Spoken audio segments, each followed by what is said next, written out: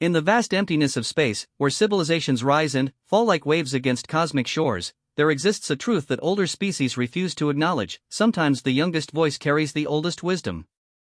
When the keepers of knowledge, guardians of a million worlds' histories, face extinction at the hands of an unstoppable force, they turn not to their most advanced allies, but to a species barely 3 centuries into space travel. What they don't realize is that humanity's greatest strength isn't their technology or their numbers, it's their stubborn refusal to accept that anything is truly impossible. And, when the last repository of galactic civilization hangs in the balance, that stubborn hope might be the only thing standing between order and chaos. This is the story of how one human became the bridge between the ancient past and an uncertain future, proving that sometimes the most important battles are won not with weapons, but with the simple act of refusing to give up. Dr. Sarah Chen had always believed that space was too big for coincidences. So when her deep space research vessel, the Endeavour, picked up the signal from what appeared to be empty space, she knew it was anything but random. "Captain, you need to see this," her communications officer, Lieutenant Torres, called from his station. The bridge hummed with quiet efficiency, a stark contrast to the excitement building in Torres's voice. Sarah pushed away from the astronomical data she'd been reviewing and moved to the communications console. The screen displayed a pattern that made her breath catch. It wasn't the chaotic static of background radiation or the regular pulses of a pulsar. This was organized, deliberate, and impossibly complex. "How long have we been receiving this?" she asked, her fingers dancing across the interface to analyze the signal's structure. "It started about 20 minutes ago, but, Captain." Torres paused, his face pale in the blue glow of the displays. "According to our sensors, there's nothing out there. No stellar bodies, no ships, no debris. Nothing that could generate a signal." Sarah frowned and called up the long-range sensors. Torres was right. The star chart showed empty space for light years in every direction. Yet the signal continued, growing stronger as they maintained their current heading. "Could it be some kind of natural phenomenon we haven't encountered before?" asked her science officer, Dr. Reginald Park, as he joined them at the console. "Look at this pattern." Sarah highlighted sections of the transmission. "See how it repeats every 47 seconds, but with subtle variations? This isn't natural, Reg. Someone or something is trying to communicate." The signal suddenly shifted, and new harmonics joined the original pattern. Sarah's heart raced as she realized what was happening. The transmission was responding to their presence, adapting its frequency to match their communication systems. "It's learning our technology," she whispered. "In real time." Before anyone could respond, the view screen flickered and filled with an image that shouldn't have been possible. A massive structure materialized before them, easily the size of Earth's moon but elegant in its construction. Sweeping curves of what looked like crystal and metal caught the light of distant stars, creating patterns of illumination that seemed to pulse with life. "How did we not detect this before?" Torres stammered. Sarah was already moving, her training taking over.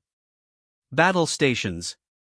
Shields up, but do not charge weapons unless I give the order." She settled into the captain's chair, her mind racing through first contact protocols. "Whatever that thing is, it's been hiding from our sensors.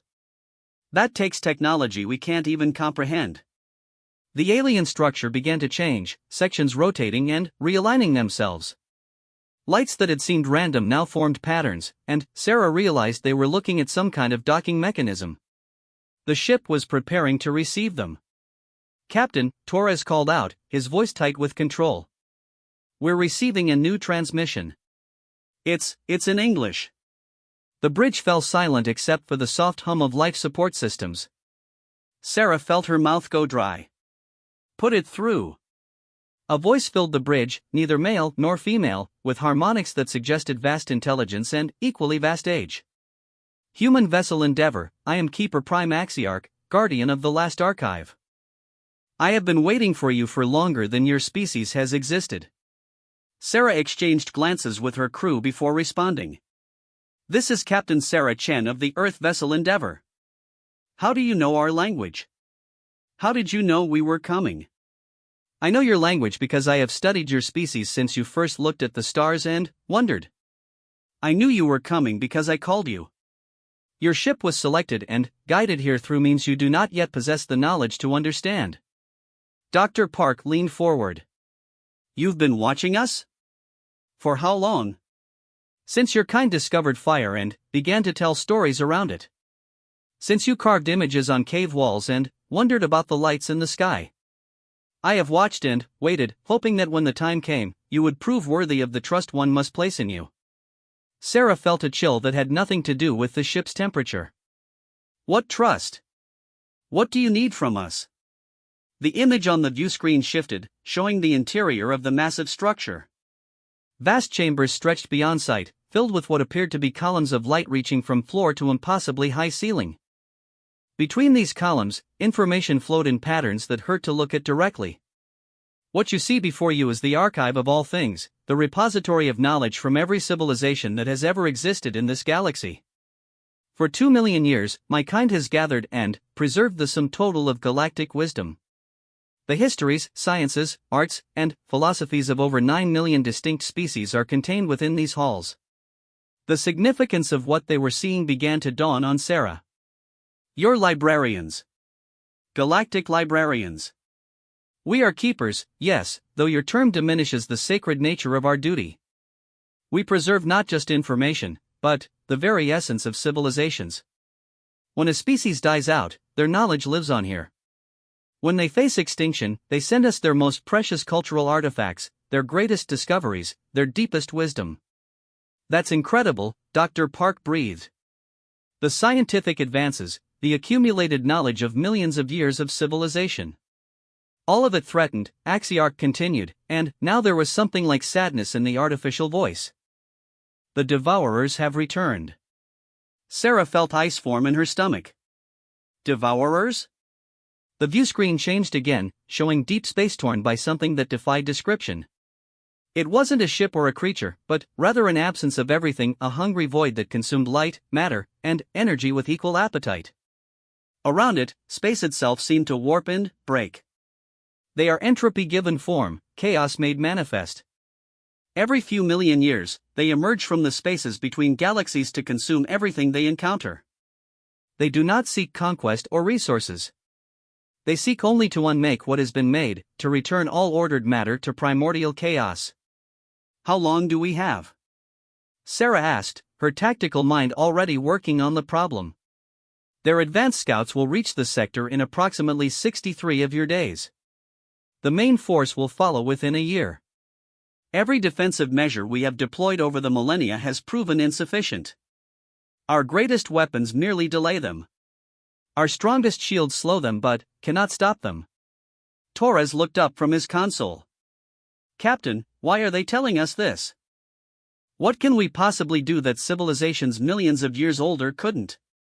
Axiarch seemed to hear the question. Because, young human, your species possesses something that all others have lost over time, the ability to find new solutions to impossible problems. Older civilizations become set in their ways, bound by the weight of their accumulated knowledge. They know too much about what cannot be done.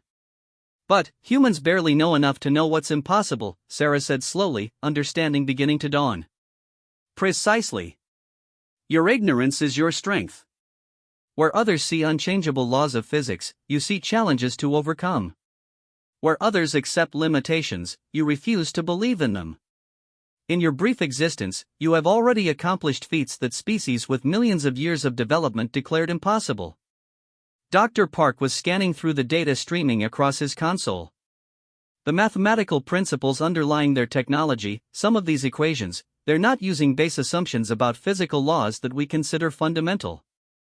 It's like they're working from an entirely different understanding of reality. That is correct, Axiarch confirmed. And that is why I have called you here. The archive contains not just the knowledge of the past, but technologies and sciences that your species has not yet discovered. Theories that older civilizations dismissed as unworkable, you might find perfectly logical. Sarah stood and began pacing, a habit from her academy days when faced with complex tactical scenarios. You want us to find a weapon against these devourers using knowledge from your archives. Not a weapon. Weapons have been tried. I want you to find something that has never been attempted, a way to preserve the archive itself beyond their reach. To ensure that even if all matter in this galaxy is consumed, the knowledge and wisdom of 9 million species survives. The bridge was quiet except for the soft beeping of instruments. Sarah looked around at her crew of 43, specialists in various fields but hardly the greatest minds humanity had ever produced. They were explorers, researchers, but not the kind of elite scientists who worked on humanity's most advanced projects. Why us specifically, she asked. Surely there are better qualified humans, entire teams of theoretical physicists and engineers. There are, and if this were merely a matter of human ingenuity, I would have called for them. But this task requires something more than intelligence. It requires the ability to synthesize knowledge from utterly alien sources, to make intuitive leaps across vast gaps in understanding, and, most importantly, to maintain hope in the face of absolute certainty of failure. Axiarch paused, and, when the voice resumed, there was something almost human in its tone. Your psychological profiles indicate that you, Captain Chan, possess an unusual combination of tactical flexibility, intuitive problem-solving ability, and what your psychologists call stubborn optimism. Your crew complements these abilities across a spectrum of scientific disciplines. You've been studying our personnel files? I have been studying your entire species. When the Devourers last emerged, I began preparations for this moment. I identified the most promising bloodlines and tracked their development across generations. Your genetic line has consistently produced individuals who excel at finding unexpected solutions to overwhelming problems. Torres looked disturbed. You've been manipulating our evolution? I have been hoping for it to develop along useful paths. Nothing more than subtle influences, ensuring that certain individuals met at crucial moments, that specific educational opportunities became available, that key discoveries were made at optimal times. Your species' development has been largely natural. I merely encouraged it in directions that might prove beneficial. Sarah felt a mixture of awe and unease. The scope of the planning involved was staggering. How many other species have you tried this with? Over the past million years, I have attempted to prepare 17 different species for this moment. All failed. Some lacked the cognitive flexibility to work with alien knowledge systems. Others became paralyzed by the enormity of the task. 3 species came close to success but were detected by the Devourers before they could complete their work. What happened to them? They were consumed, along with their star systems. The Devourers are not merely destructive, they are intelligent in their destruction. They recognize threats to their purpose and eliminate them with extreme prejudice. Dr. Park looked up from his readings. Captain, the energy readings from this structure are off the charts. If what it's telling us is true, the computational power here exceeds our most optimistic projections for future development by several orders of magnitude. The archive is not merely a library, Dr. Park. It is a living system, powered by the controlled transformation of matter into pure information. Every atom of this structure contains the equivalent of your entire internet millions of times over. Sarah moved to the main view screen, staring at the impossible construction before them. If we agree to this, what exactly are we committing to? What would we need to do? You would need to enter the archive and interface with knowledge systems that your minds were not designed to comprehend. The process is dangerous. The information density alone could cause permanent neurological damage or death. But, if you survive the initial connection, you will have access to scientific principles that predate your solar system. And, then? Then, you must do what no species has ever done, find a way to encode the entire archive into a form that can survive the consumption of all matter in this galaxy. You must find a way to hide 9 million civilizations worth of knowledge somewhere the Devourers cannot reach. Sarah turned back to her crew. She could see the fear in their faces, but also something else, excitement. The chance to work with technologies beyond their wildest imagination, to attempt something that would either save galactic civilization or kill them in the attempt. How long do we have to decide? The connection process takes several days to complete safely. If you are to have any chance of success, we must begin immediately. Each hour of delay reduces the probability of success exponentially. Sarah looked at each of her crew members in turn. They were scientists and explorers who had signed up for a 5-year mission to map distant star systems. None of them had expected to become the last hope for preserving galactic knowledge. Captain, Dr. Park said quietly, the scientific opportunity alone. We could learn more in a few weeks than our entire species has discovered in centuries. Torres nodded agreement. Ma'am, if even half of what it's saying is true, we can't walk away from this. Sarah realized that her decision was already made. It had been made the moment she saw the signal pattern and recognized it as a message. Some choices weren't really choices at all, they were simply acknowledgments of what you were already committed to doing. Axiarch, she said formally, on behalf of my crew and my species, we accept your request. We'll try to find a way to save your archive. The lights on the alien structure pulsed brighter, and Sarah could swear she heard something like relief in the artificial voice. Then, let us begin, Captain Chen. Time is shorter than any of us would wish, and the path ahead will test the very limits of what your species can accomplish. As the Endeavour moved toward the docking mechanism that was forming on the archive's surface, Sarah wondered if she had just committed her crew to the greatest adventure in human history, or to their deaths in pursuit of an impossible dream. Perhaps, she reflected, there wasn't much difference between the two. The docking process defied every principle of engineering Sarah thought she understood. Instead of the mechanical coupling she expected, the archive's surface seemed to flow around the Endeavour like liquid metal, creating a perfect seal that somehow maintained atmospheric pressure on both sides. Her ship's sensors registered impossible readings, the connection showed no stress points, no material fatigue, as if the two vessels had always been one structure. Captain, her chief engineer, Commander Lisa Rodriguez, reported from the engine room, whatever they did to dock us, it's not just a physical connection. Our power systems are somehow interfacing with theirs. I'm reading energy flows that shouldn't be possible with our current technology. Sarah stood in the airlock, studying the seamless junction between her ship and the archive. Where human metal met alien crystal composite, there was no visible seam. It was as if reality itself had been convinced that the two materials belonged together. Any sign of contamination or dangerous radiation? None, ma'am. In fact, our environmental systems are running more efficiently than ever. Whatever they're doing, it's optimizing our life support.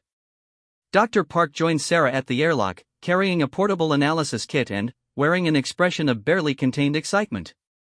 Captain, the atmospheric readings from the other side are fascinating.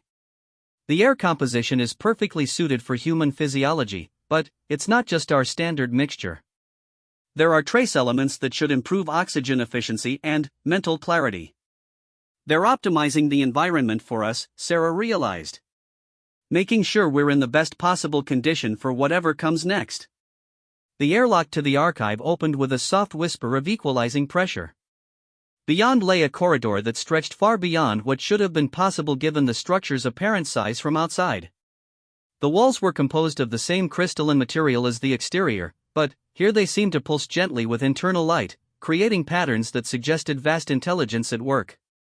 Axiarch's voice emanated from everywhere and nowhere at once. Welcome aboard the archive of all things. Please follow the illuminated path to the interface chamber.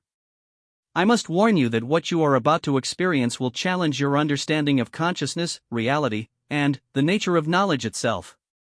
Sarah led her senior staff through corridors that seemed to reconfigure themselves as they walked.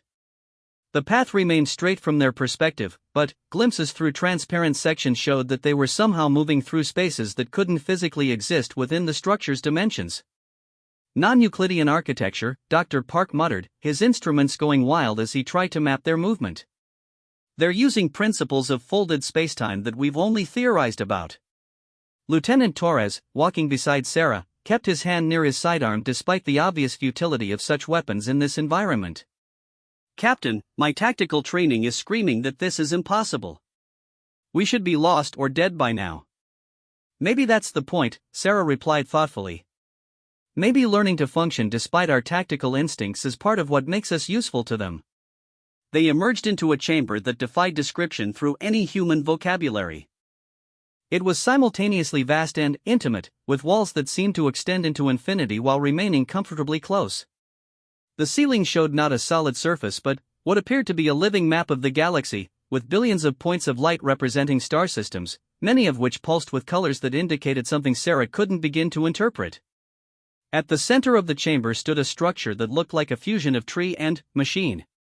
Organic curves sprouted crystalline branches that ended in interfaces clearly designed for different physiologies. Some were sized for beings much larger than humans, others for creatures that might have been gaseous or energy-based. The interface tree, Axiarch explained. Each branch is calibrated for a different species' neural architecture. Yours was grown specifically for human consciousness, based on 2 centuries of observation and analysis. Sarah approached the human-sized interface with a mixture of fascination and dread. It looked like a combination of sophisticated medical equipment and something that belonged in a cathedral. Soft surfaces promised comfort, while the complexity of the visible technology suggested capabilities far beyond anything in human experience. What exactly will happen when we connect? Your consciousness will be expanded to interface directly with the archive's knowledge systems. You will experience information in ways your species has never imagined. The danger is that human minds were not designed to process such vast quantities of data simultaneously. The shock could cause permanent damage or death. Dr. Rodriguez studied the medical monitoring systems that had somehow appeared around the interface. What can we do to minimize the risks? The interface will begin slowly, introducing concepts gradually to allow your neural pathways to adapt. However, we do not have the luxury of a complete acclimatization period. The Devourer's approach necessitates an accelerated process that pushes the boundaries of human survivability. Sarah looked around at her crew. I should go first. No, Dr. Park stepped forward. Captain, my background in theoretical physics makes me the most likely to survive initial contact with alien scientific principles. If someone's going to risk brain damage testing this thing, it should be someone who might actually understand what they're seeing. Reg, I can't order anyone to. You're not ordering, I'm volunteering. Besides, if this kills me, you'll need to be alive to figure out what went wrong and do better with the next person. Sarah wanted to argue, but she recognized the logic. She also saw something in Park's expression that reminded her why she'd recommended him for this mission. He wasn't just brave, he was genuinely excited about the opportunity to expand human knowledge, even at the cost of his life. All right, but we monitor everything. The moment the readings look dangerous, we disconnect you. Agreed. Park settled into the interface chair, and Sarah watched as the alien technology began to adapt itself to his physiology. Connections formed that looked organic rather than mechanical, growing from the chair to interface with pressure points on his head and spine. Dr. Park, Axiarch's voice was gentler now. You are about to experience the accumulated knowledge of species that predate your solar system. Do not try to understand everything at once. Let the information flow through you rather than grasping for it. Think of it as standing in a river of knowledge rather than trying to drink the entire river. Park nodded, closing his eyes as the connections completed. For a moment, nothing seemed to happen. Then, his eyes opened, and Sarah saw that something fundamental had changed. His pupils were dilated, and, when he looked at her, she had the unsettling feeling that he was seeing far more than her physical form. "Oh," he whispered, and tears began streaming down his face. "Oh my God. The mathematics of it all. Sarah, the universe is so much more complex and beautiful than we ever imagined." The medical monitors showed Park's brain activity spiking to levels that should have indicated a massive seizure, but his vital signs remained stable. More than stable, his cardiovascular efficiency was improving as they watched. The interface is optimizing his neural chemistry, Sarah realized. It's not just downloading information, it's upgrading his ability to process it. Park began speaking, but not in any language they recognized. The words flowed like music, with harmonics that suggested meaning beyond human comprehension. Then, abruptly, he switched back to English. "I can see the structure of spacetime," he said, his voice filled with wonder. "It's not a fabric like we thought. It's more like a symphony. Every particle, every force, it's all part of a massive orchestral arrangement that plays across dimensions we don't have names for." "What about the Devourers?" Sarah asked. "Can you see information about them?" Park's expression darkened. "They're not from our reality. They exist in the spaces between dimensions, feeding on the energy that holds matter together. When they enter our universe, they don't destroy things, they convince the universe that those things never existed. That's impossible. Matter can't just stop existing. Can't it? Park looked at her with eyes that held knowledge gained over minutes that human civilization hadn't accumulated in millennia. What if existence itself is just information? What if matter and energy are simply data structures in a cosmic computer program?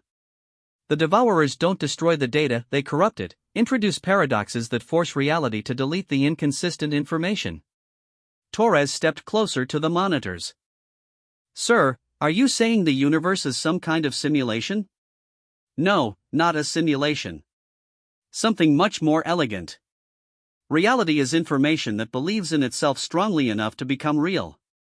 Consciousness observes, observation collapses possibility into actuality, and actuality becomes self-sustaining through the sheer weight of its own existence. Dr. Rodriguez looked confused. I don't understand. What does this have to do with saving the archive?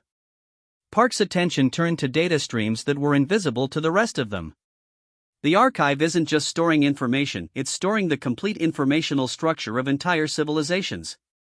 When a species becomes extinct, their unique way of observing reality dies with them. The archive preserves not just their knowledge, but their perspective on existence itself. And the devourers want to destroy this because diversity of perspective strengthens reality's ability to maintain stable existence. The more ways consciousness observes the universe, the more real the universe becomes. The devourers exist in a state of simplified reality where fewer observational perspectives mean reality is more malleable, more prone to the kind of paradoxes they use as weapons. Sarah began to understand the scope of what they were facing. So saving the archive isn't just about preserving knowledge. It's about preserving reality itself. Exactly. And, I think. Park paused, his consciousness clearly processing vast amounts of information. I think I understand what Axiarch wants us to do. The solution isn't hiding the archive from the devourers. It's encoding the archive into the fundamental structure of reality itself, making it part of the observational framework that keeps the universe stable. How is that possible? Human consciousness has a unique property that older species have lost through evolutionary optimization. We're incredibly inefficient processors of information, which means we interpret data in highly creative, often irrational ways. This isn't a bug, it's a feature. Our mistakes in observation create new stable patterns in reality's information structure. Park's breathing became labored as more information flowed through the interface. The archive contains the observational templates of 9 million species. If we can find a way to encode those templates into human consciousness, we become living repositories of galactic perspective. Even if the devourers destroy every physical structure, the information survives in the way humans observe and interact with reality. But, how do we encode 9 million species worth of perspective into human minds without destroying ourselves in the process? That's what we need to figure out. And, we need to do it in less than 60 days. Sarah looked around the chamber, noting how the walls themselves seemed to be responding to their conversation, displaying visual representations of concepts that had no business being comprehensible to human perception. Axiarch, is what Reg is saying accurate? Dr. Park's analysis is essentially correct, though his human terminology necessarily simplifies concepts that require multidimensional mathematics to express fully. The solution he proposes has theoretical merit, but the practical implementation presents challenges that may be insurmountable. What kind of challenges? Encoding 9 million perspectives into human consciousness would require fundamentally altering the structure of human neural architecture. The process would essentially transform your species into something that is no longer recognizably human. You would become living bridges between realities, conscious embodiments of galactic knowledge, but you would lose much of what makes you uniquely human in the process. Park lifted his head, and Sarah could see the strain the interface was putting on him despite the technological assistance. There might be another way. Instead of encoding everything into individual human minds, we could create a distributed network. Link human consciousness across your entire species, creating a collective observational matrix that can hold the archive's contents without overwhelming any individual mind. A hive mind? Torres looked disturbed. No, not exactly. More like a voluntary collective consciousness that individuals could join and leave at will. Think of it as a library that exists in the spaces between human thoughts, accessible to anyone who learns to reach for it. Dr. Rodriguez was studying readouts that were appearing on previously blank walls. The technical requirements for something like this: we'd need to fundamentally understand consciousness itself, not just the brain but the actual mechanism by which awareness creates reality. The archive contains that knowledge, Axiarch confirmed. The Zolothians solved the consciousness equations approximately 4 million years ago, before they transcended physical existence. The Marathi developed practical applications for consciousness manipulation over 2 million years ago. The information exists to make Dr. Park's proposal feasible. But Sarah could hear the unspoken caveat. But implementing such technology would require your species to risk everything. If the process fails, humanity could lose not just their lives, but their fundamental nature as individual conscious beings. You would become something unprecedented, a species that exists as living information rather than discrete biological entities.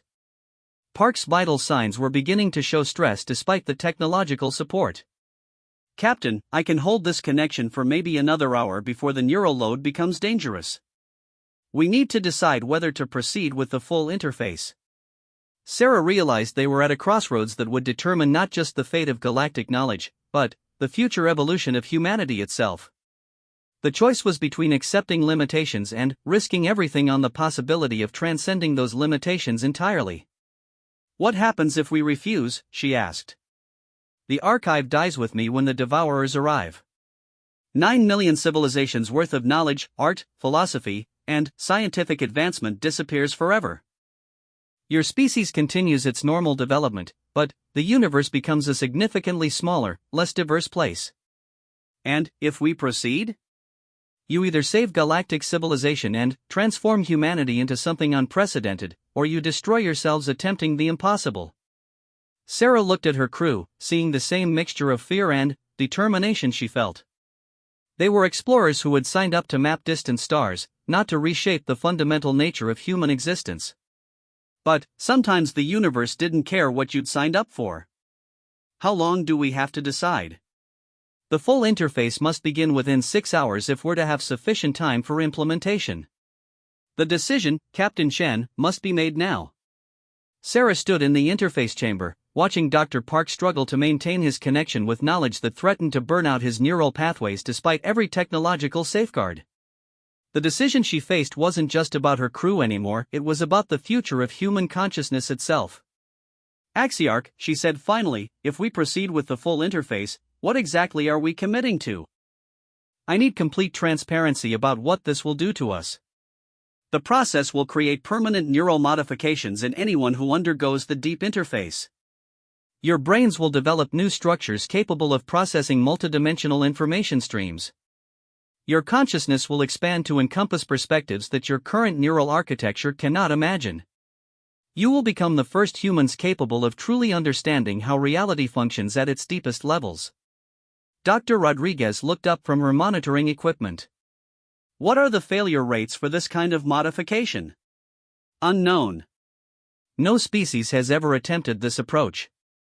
The closest analogs suggest a survival rate between 15 and 60%, depending on individual neural plasticity and psychological resilience.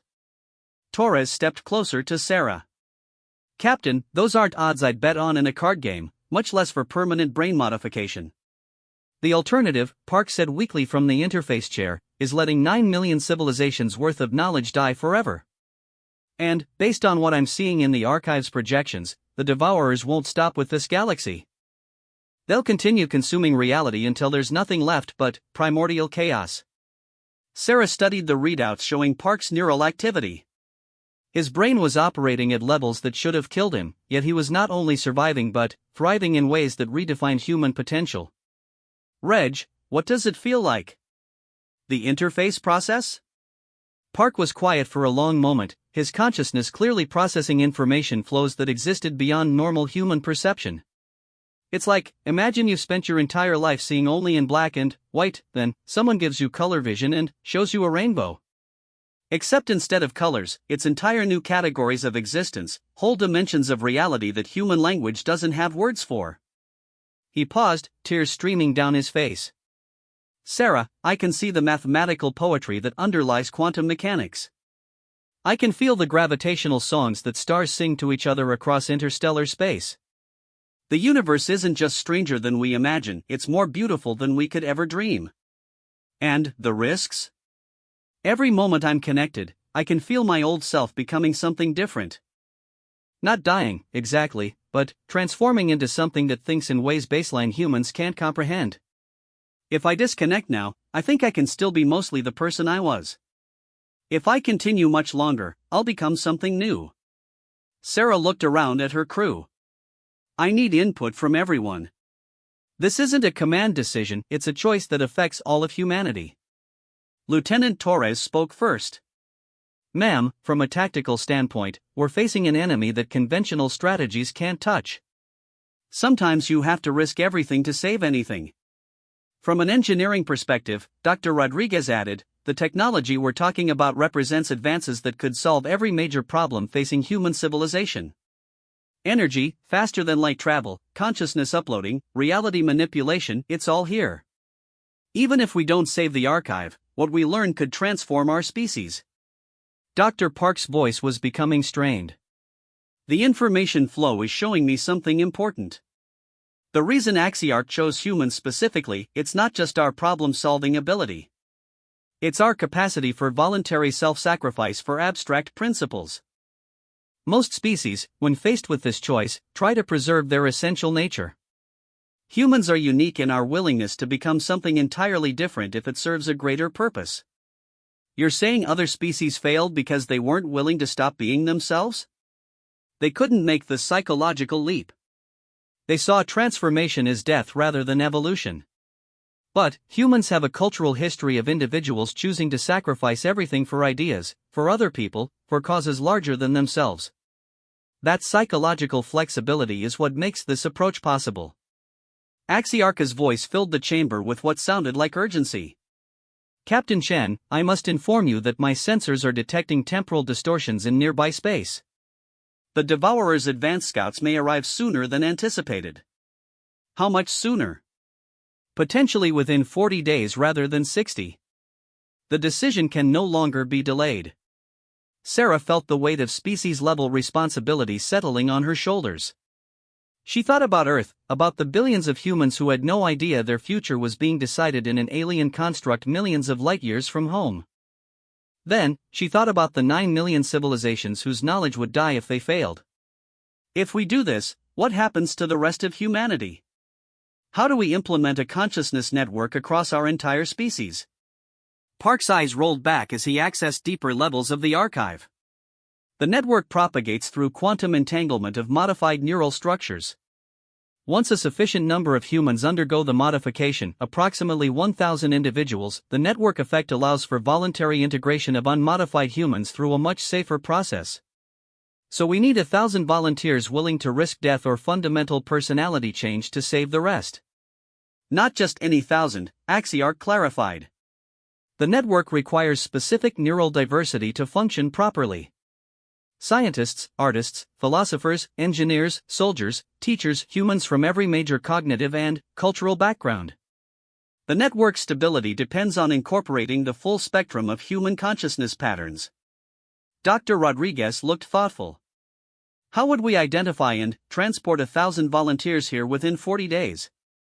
You wouldn't. The archive is capable of replicating the interface technology aboard your ship and transmitting the plans to Earth. The process can be implemented simultaneously at multiple locations once the neural modification templates are perfected. Sarah realized the scope of what they were contemplating. You're talking about fundamentally changing human nature on a species level within 6 weeks. Yes. And I must emphasize that this change is irreversible. Once the network is established and the archive's contents are integrated into human consciousness, your species will never again be what it was. You will become something unprecedented, biological beings capable of conscious existence across multiple dimensional frameworks. Torres looked uncomfortable. What about people who don't want to join? What happens to normal humans? The network is designed to coexist with unmodified human consciousness. Those who choose not to join remain fully human, but they gain access to the collective knowledge through voluntary interface with network members. Think of it as creating a new human subspecies rather than replacing the original. Park suddenly convulsed, and alarms began sounding on every monitor. Neural cascade overload, Dr. Rodriguez shouted. We're losing him. Do not disconnect him, Axiarch commanded. He is experiencing integration shock as his consciousness adapts to multidimensional awareness. Disconnection now would cause permanent damage. Sarah watched Park's vital signs spike beyond safe parameters. What can we do? He must choose to accept the transformation or reject it.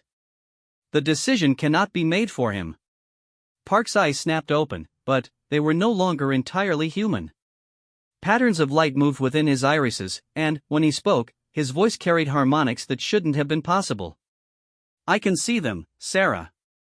The Devourers. They're not just destroying matter, they're editing the universe's source code, removing entire categories of existence. Reg, you need to focus. Are you choosing to continue the transformation?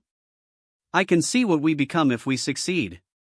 Humans spread across not just this galaxy but multiple galaxies, multiple dimensions. We become gardeners of reality itself, cultivating new forms of consciousness, protecting developing civilizations from threats like the Devourers. He smiled, and the expression was simultaneously familiar and utterly alien. We become something magnificent. And if we fail? If we fail, consciousness becomes an extinct phenomenon in this universe. The Devourers don't just consume matter and energy, they consume the possibility of awareness itself. No more observers to collapse quantum possibilities into reality. No more consciousness to experience beauty, or love, or wonder. Just empty space following deterministic physical laws until entropy winds down into cold nothingness. Sarah felt something crystallize in her mind. The choice wasn't really between preserving humanity as it was and risking transformation. It was between accepting evolution and choosing extinction. Axiarch, how many of my crew would need to undergo the modification for us to establish a viable template?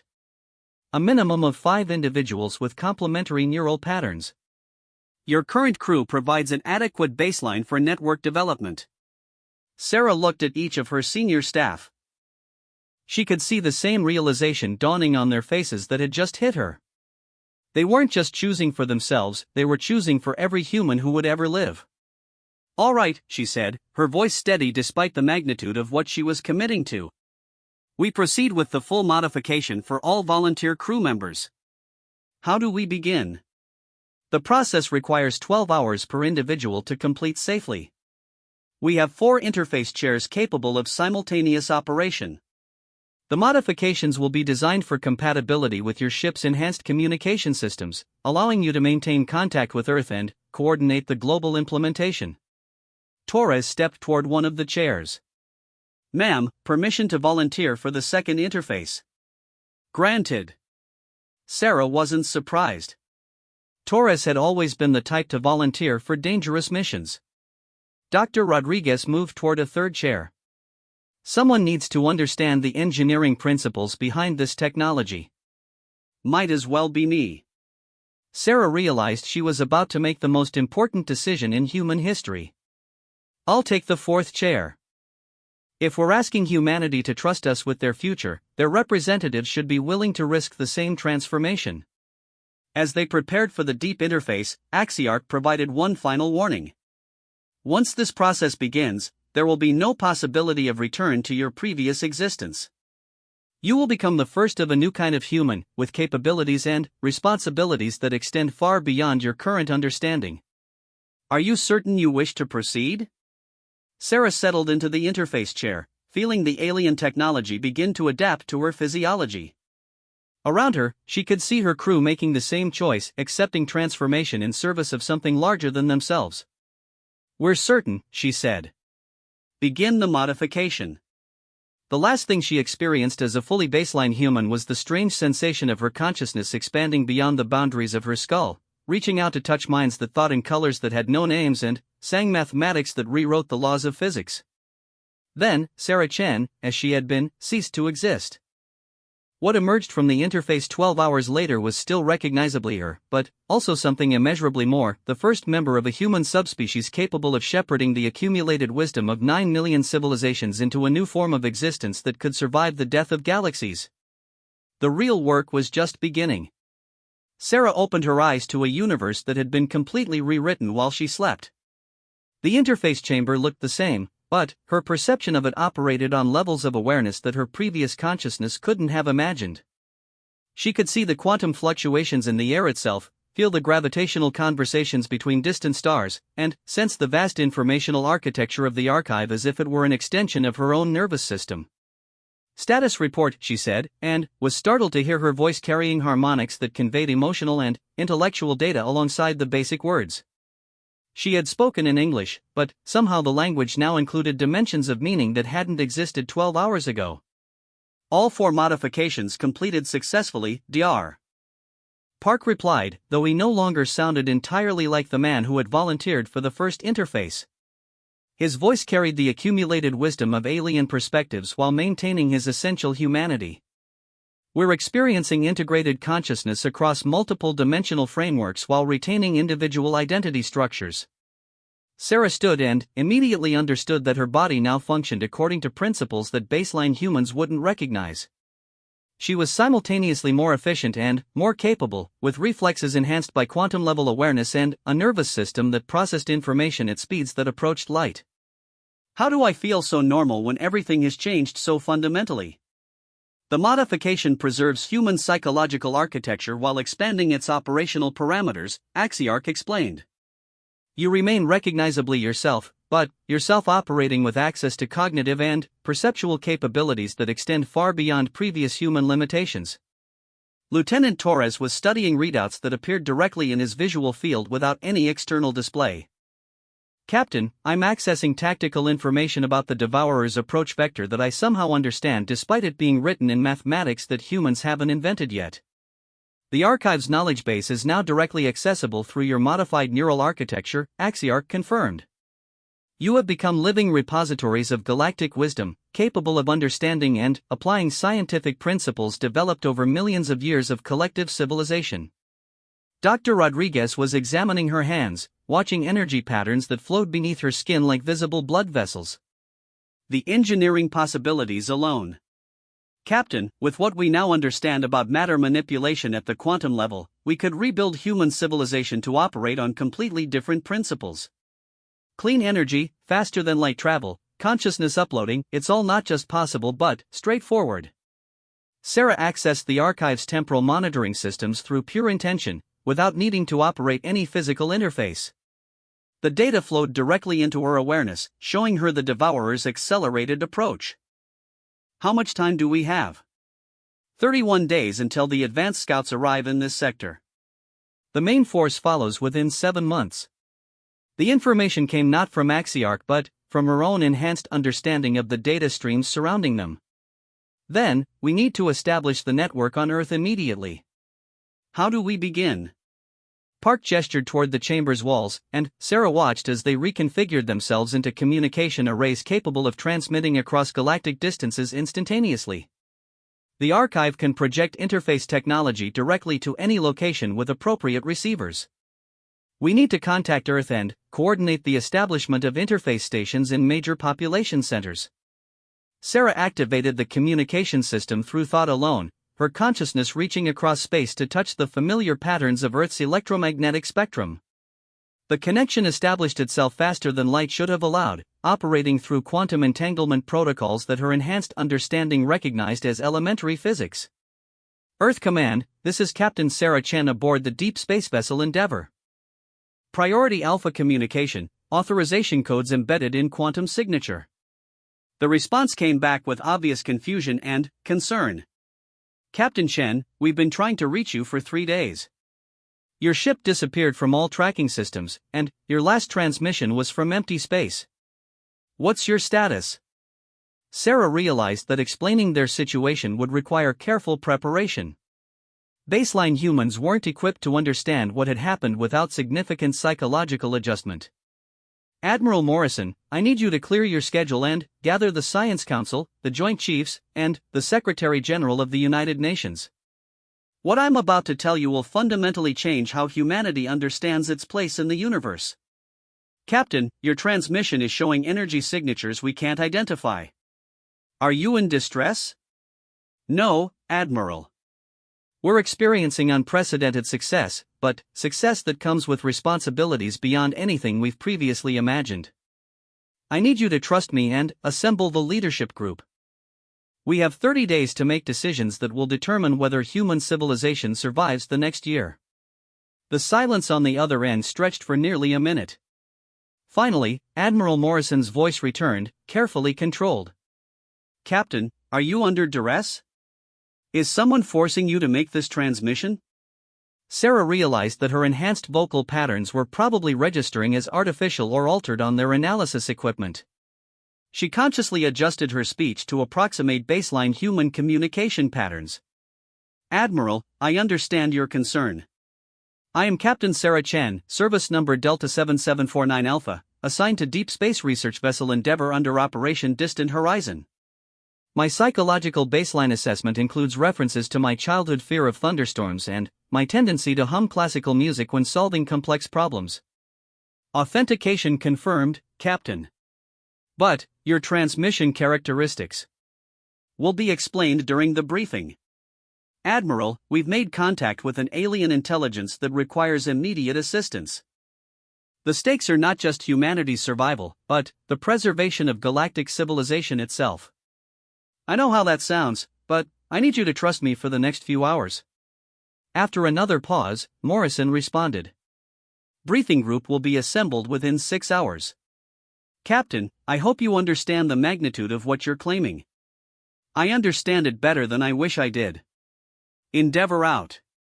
Sarah disconnected and turned to her crew. Looking at them with her enhanced perception, she could see the quantum signatures of their modified consciousness, the way their neural patterns now incorporated multidimensional processing capabilities while maintaining their essential human characteristics. We need to prepare a presentation that won't cause psychological shock while conveying the urgency of the situation, she said. The archive contains extensive psychological profiles of human leadership patterns, Park observed, accessing data streams that float around him like visible river currents. We can tailor our approach to minimize cognitive dissonance while maximizing comprehension. Torres was studying tactical projections that appeared in the air before him. Captain, even with optimized presentation methods, we're asking Earth's leadership to accept that we've undergone fundamental neurological modification and now represent the advanced team for a species-wide consciousness evolution. That's not a small psychological adjustment. Which is why we need to demonstrate rather than just explain. Sarah began accessing the archive's technological databases, looking for applications that would provide immediate, undeniable proof of their enhanced capabilities. What can we show them that will make the impossible seem reasonable? Dr. Rodriguez's engineering consciousness interfaced with the archive's construction systems. Give me 4 hours, and I can have the Endeavour's engines producing energy outputs that exceed our previous theoretical maximums by several orders of magnitude. Faster than light travel, force field generation, matter reorganization, technologies that baseline humans would recognize as impossibly advanced. And I can demonstrate mathematical proofs for unified field theory, Park added. Solutions to problems that human scientists have been working on for centuries, solved in minutes using computational methods the archive has preserved from civilizations that solved these questions millions of years ago. Sarah nodded. Axiarch, how do we begin establishing interface stations on Earth? The process requires technological components that your current industrial base cannot manufacture. However, the archive can transmit construction templates that allow for the gradual development of necessary infrastructure using modified versions of existing human technology. Holographic displays materialized around them, showing detailed blueprints for devices that seem to blend advanced physics with almost artistic elegance. Sarah could understand the principles immediately through her enhanced awareness, but she could also see how the designs could be simplified for baseline human comprehension. These are beautiful, Dr. Rodriguez breathed, studying quantum resonance chambers that look like sculptures designed by someone who understood the aesthetic principles of mathematics itself. functionality and beauty are synonymous at sufficient levels of technological advancement, Axiarch noted. The most efficient solutions to complex problems inevitably exhibit what your species recognizes as aesthetic perfection. Sarah was examining the psychological impact protocols when she felt something that made her enhanced awareness snap to attention. We have company. Through the archive sensor network, she could perceive a distortion in spacetime approaching their location. It wasn't one of the devourers, this presence felt different, more complex and structured. Incoming vessel, Torres reported, his enhanced tactical awareness providing detailed analysis of the approaching ship.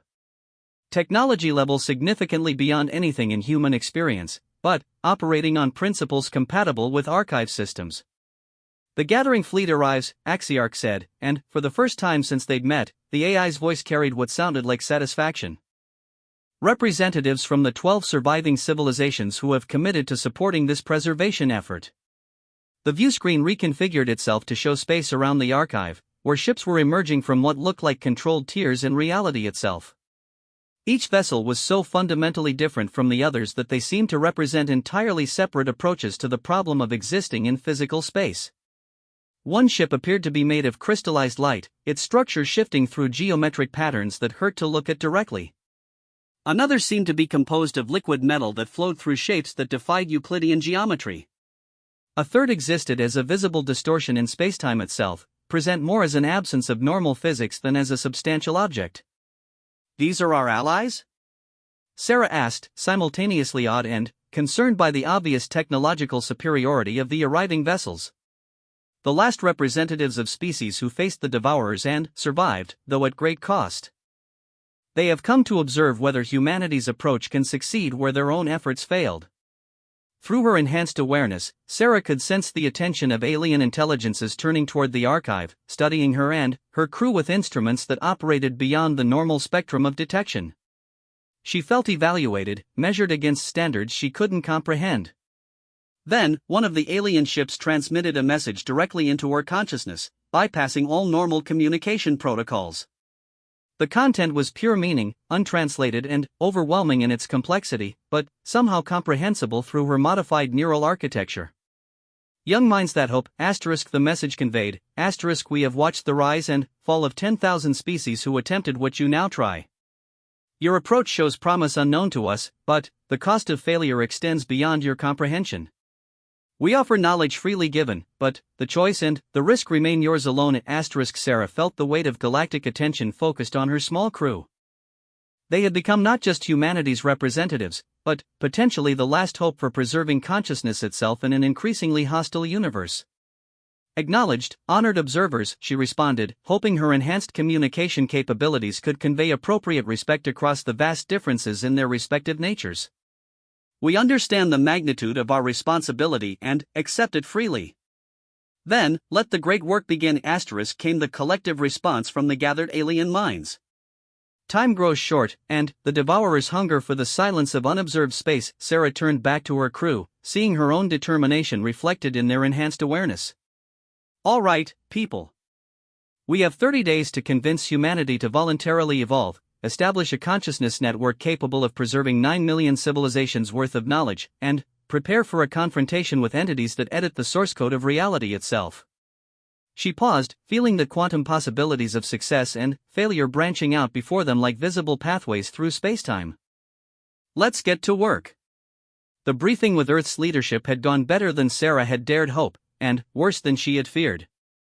Standing in the archive's main communication chamber, she watched the holographic displays showing interface stations under construction across Earth's major population centers.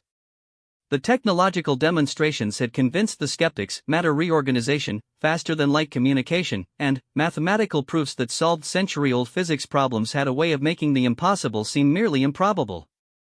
But the psychological resistance was exactly what her enhanced awareness had predicted. Captain Chen, the Secretary General's voice carried across space with crystal clarity through the archive's communication systems, you're asking us to convince a significant portion of humanity to voluntarily undergo permanent neurological modification based on the claims of an alien intelligence we can't independently verify.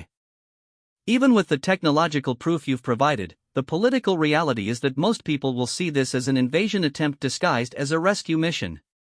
Sarah could sense the emotional undercurrents in the transmission: fear, wonder, desperate hope, and profound uncertainty all mixing together in the minds of Earth's leaders. Her enhanced empathic abilities, derived from species that had evolved sophisticated emotional intelligence over millions of years, allowed her to understand their psychological state with painful clarity. "Secretary General Okafor," she replied, carefully modulating her voice to convey calm authority without triggering uncanny valley responses, "I understand the magnitude of what we're requesting. But the mathematical models are clear: we need approximately 1,000 modified humans to establish network stability, and we need them within 23 days. Admiral Morrison's voice joined the conversation. "Captain, the volunteers are coming forward faster than we expected. Your demonstration of the enhanced capabilities has convinced more people than our initial projections suggested. But we're also seeing organized resistance from groups who view this as an attempt to destroy human nature." Through the archive's global monitoring systems, Sarah could see the protests forming in major cities, the heated debates in parliaments and congresses, the religious leaders wrestling with theological implications of conscious evolution. Humanity was fracturing along lines of acceptance and rejection, hope and fear. "How many volunteers do we have confirmed?" she asked. 347 individuals have completed the psychological screening and committed to the modification process. Dr. Rodriguez's voice came from Earth, where she was overseeing the construction of interface facilities using archive-provided technology. Another 200 are in final evaluation stages. "Not enough," Lieutenant Torres observed from his position monitoring the Devourer's approach. His enhanced tactical awareness painted probability cascades across his consciousness, showing the branching pathways of potential futures. "Even if we reach 800 volunteers, network stability projections show only a 63% chance of successful archive integration." Sarah accessed the archive's sociological databases, drawing on the accumulated wisdom of species that had faced similar choices throughout galactic history. The patterns were disturbingly consistent: civilizations faced with voluntary evolution always split into factions, and the conflict usually reduced their chances of survival. "Axiarch," she said, "show me the historical precedents. How have other species handled this kind of choice?" The chamber's walls reconfigured into a multidimensional display showing the rise and fall of civilizations across millions of years.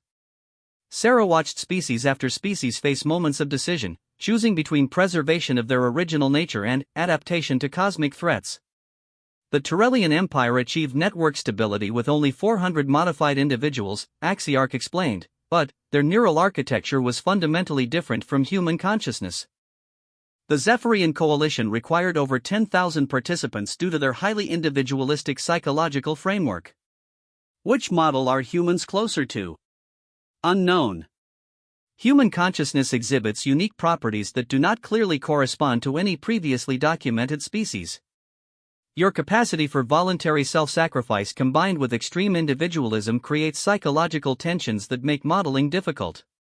Dr. Park's enhanced voice joined from one of Earth's interface stations. "Captain, I'm seeing something in the quantum consciousness data that might be relevant. The resistance to modification isn't just psychological, it's metaphysical." "Explain." "Human consciousness has evolved a unique relationship with quantum uncertainty. We're natural reality editors, constantly collapsing possibility waves through observation and decision-making. The modification process temporarily destabilizes this ability, and some people are unconsciously resisting because they sense it would fundamentally alter their relationship with reality itself." Sarah felt understanding crystallize in her enhanced awareness. They're not just afraid of changing who they are. They're afraid of changing what they are. Exactly. And they're not wrong. The modification does alter the fundamental nature of human consciousness. We become something that can exist across multiple dimensional frameworks simultaneously. Through her connection to the archive, Sarah could sense the approaching presence of the Devourer's advanced scouts. Their reality-distorting influence was already beginning to affect the quantum stability of nearby star systems. Time was running shorter than their most pessimistic projections. "We need to try a different approach," she decided. "Instead of asking people to volunteer for permanent modification, what if we offered temporary integration? Let them experience enhanced consciousness for a limited time, then choose whether to make it permanent." Axiarch was quiet for several moments, processing implications across multiple probability matrices.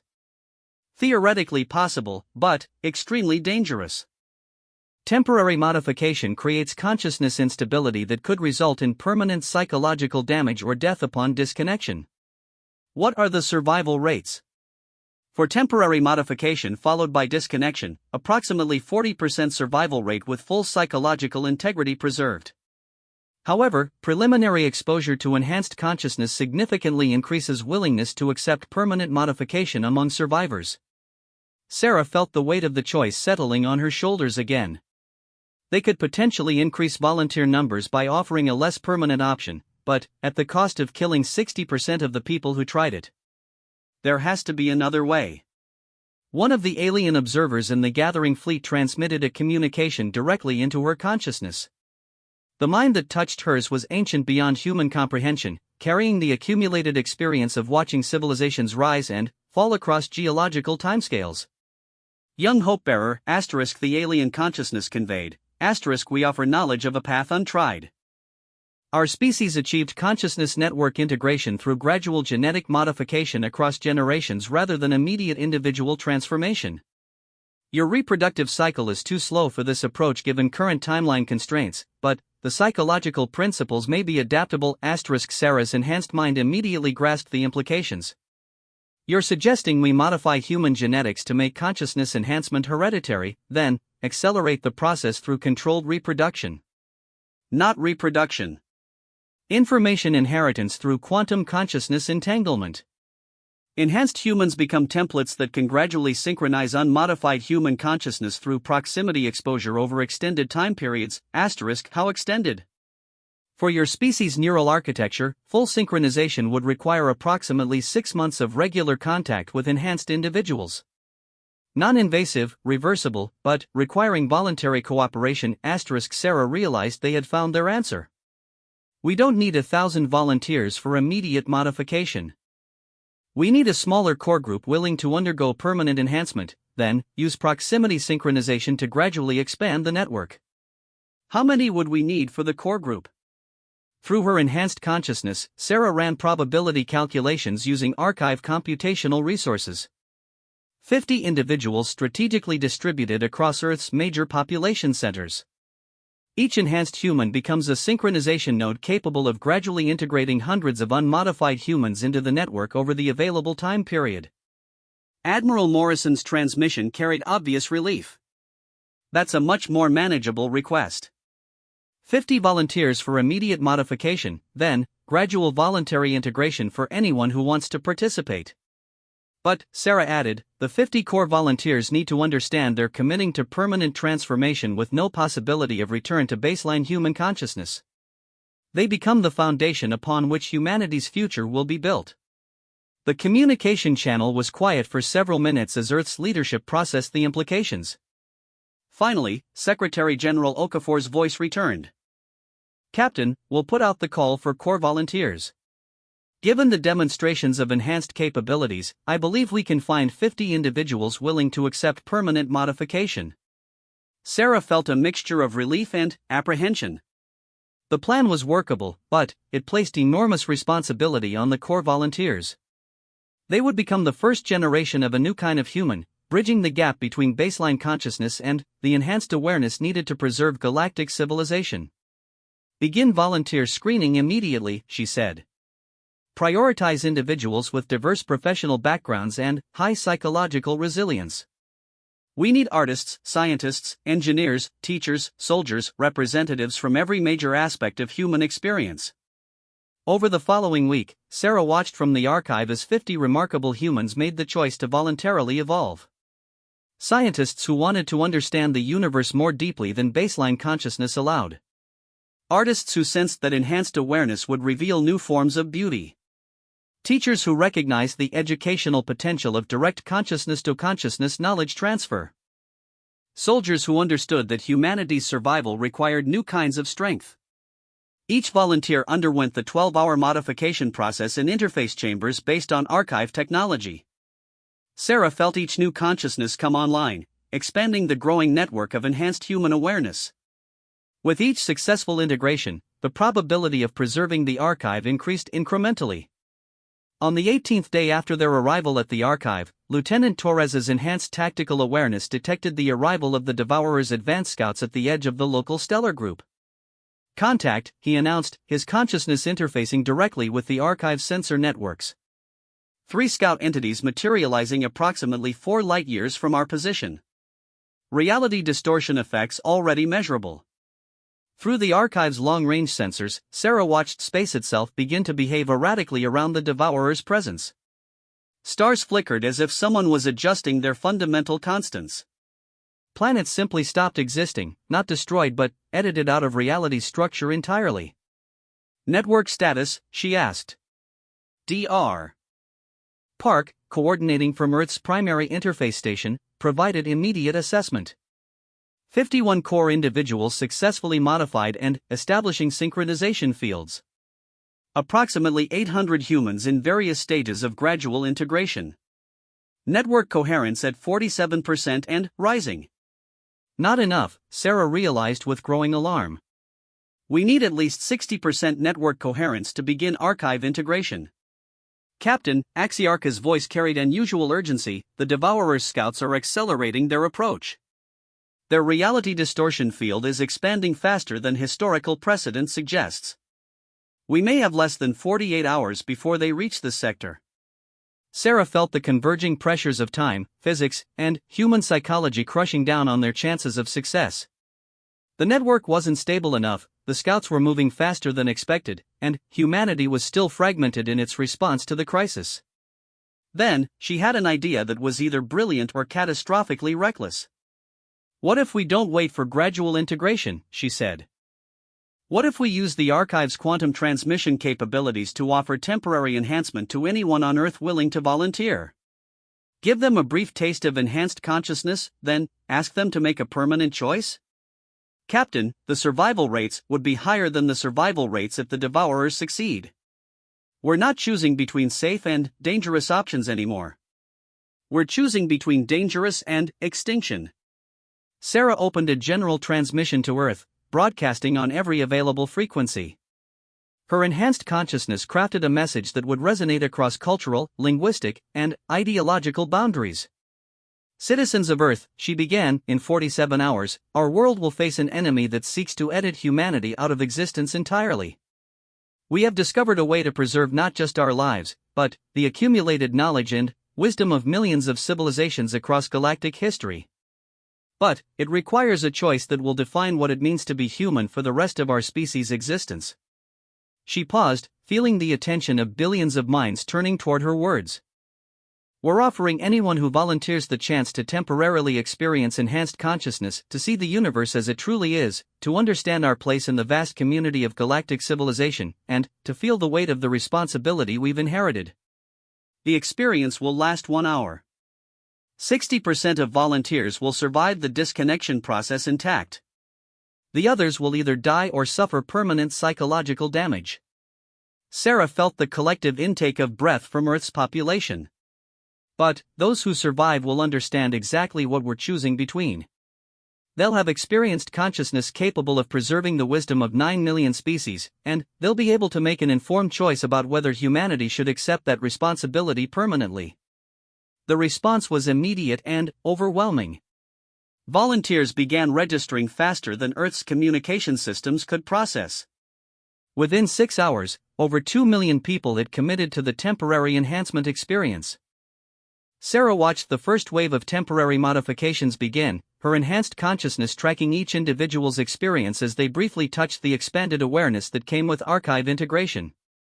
She felt their wonder, their fear, and, ultimately their understanding of what was at stake. 96 hours later, as the Devourer's scouts entered the local star system and began their reality distortion assault, Sarah stood in the archive's central chamber surrounded by the quantum signatures of 1.3 million enhanced human consciousnesses. The network had achieved 87% coherence, far beyond what they had hoped for. The archive's contents began flowing into the distributed human consciousness network, 9 million civilizations worth of knowledge finding homes in minds that had evolved to carry impossible burdens through sheer stubborn refusal to accept defeat. As the Devourer's main assault began, seeking to edit the archive out of existence, they discovered that the information they sought to destroy no longer existed in any single location.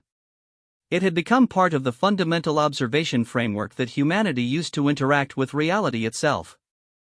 The archive was no longer a place, it had become an aspect of human consciousness, preserved in the quantum entanglements between enhanced minds that span not just Earth but the growing human colonies among the stars. Sarah felt the devourer's confusion as they encountered something unprecedented in their millions of years of consuming realities, information that became more real the more they tried to destroy it, knowledge that strengthened itself through the very act of being observed by minds that refused to believe in impossibility. Humanity had done something that no species in galactic history had ever accomplished.